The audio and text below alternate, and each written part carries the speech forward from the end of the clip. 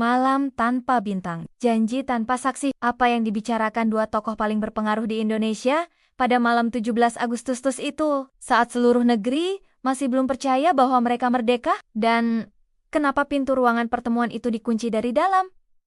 Jakarta, 17 Agustus tahun 1945.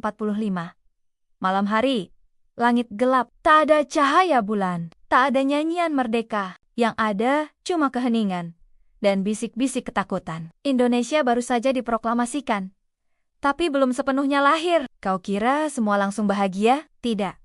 Justru malam itu, dua pria duduk saling menatap dalam ruangan yang pengap. Bung Karno sang orator, sang pemimpin rakyat, dan Sultan Syahrir si dingin, si taktis, si revolusioner senyap. Mereka bertemu, diam-diam, tak ada kamera, tak ada wartawan.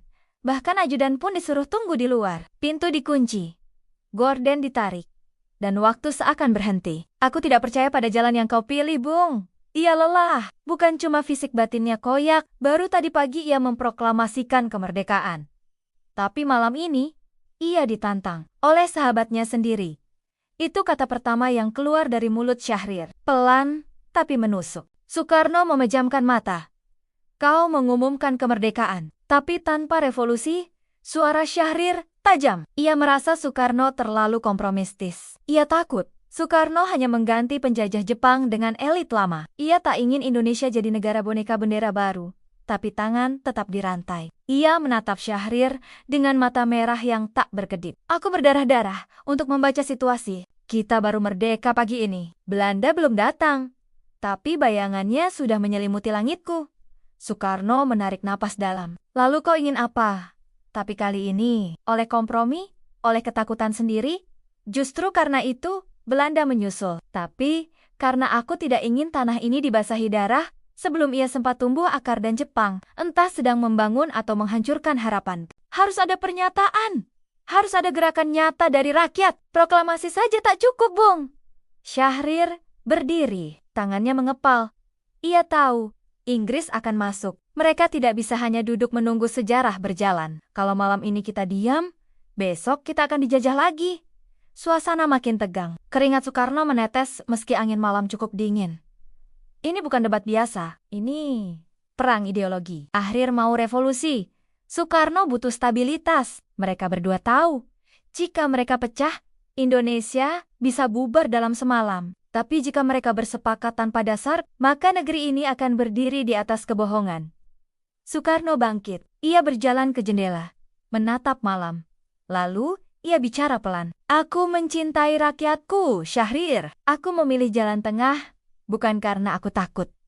Sunyi. Syahrir menunduk. Untuk pertama kalinya malam itu, ia tak membalas. Waktu terus berjalan, malam makin larut. Tapi dua tokoh ini belum selesai. Lalu datang momen sunyi yang aneh. Keduanya duduk kembali. Tak lagi saling menyela, tak lagi saling mendebat. Dan dari dalam keheningan, lahirlah keputusan. Tapi karena mereka memilih bertarung dalam gelap, demi masa depan yang terang, mereka sepakat, Indonesia harus merdeka, bukan hanya lewat pidato, tapi lewat tindakan. Dan tindakan pertama, membentuk kabinet, mengisi negara dengan darah segar. Bukan warisan penjajah, menegaskan bahwa republik ini bukan mimpi belaka. Pukul 3 pagi. Pintu dibuka. Wajah Bung Karno tetap lelah.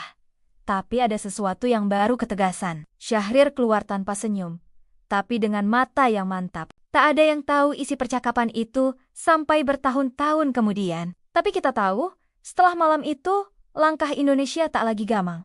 Karena malam itu, negara ini benar-benar lahir. Di balik pintu kayu, dua sahabat bertengkar habis-habisan bukan untuk saling menang, tapi untuk memastikan rakyat tak lagi kalah. Sejarah seringkali ditulis di ruang terbuka. Tapi malam itu, Indonesia diselamatkan di ruang sempit, dengan pintu terkunci dan dua hati yang nyaris patah. Bukan karena mereka sempurna. Terima kasih telah menyimak kisah inspiratif ini. Jangan lupa subscribe dan bagikan channel ini, agar lebih banyak yang bisa belajar dari sejarah bangsa kita.